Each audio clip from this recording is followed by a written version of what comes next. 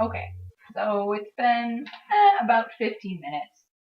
This has sort of settled. It's more of a, I don't know, rounded, flat shape now. And it definitely feels different than it did before. The surface isn't as sticky, partially because it's dried out a little, but maybe for other reasons as well. It's sticking a bit to the counter, and when I flip it over, the bottom looks different. So it's been rising a bit. The yeast has been doing its work.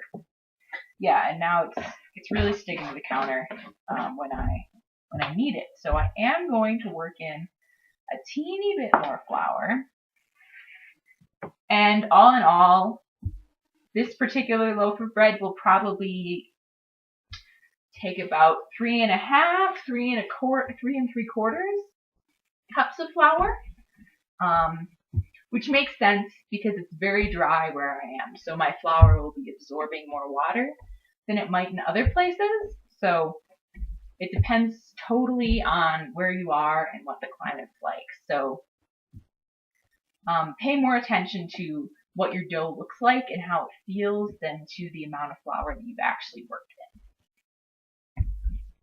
in. And now this feels good. I've mostly worked in that flour that I just added. It's not sticking to my hands at all.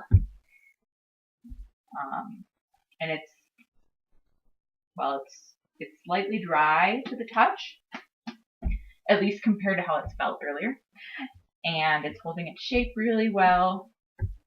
I would describe it, I suppose, as smooth and elastic. So good enough. I'm going to form it into a ball, put it back down on the counter, and cover, and let rise 1 hour or until doubled. So how long it takes to rise will depend on how warm it is, wherever your dough is, and how much yeast you used, a variety of factors. So I'm going to check on it in an hour, but what really matters is that it's doubled, and I'll show you how to check for that when my bread is actually risen.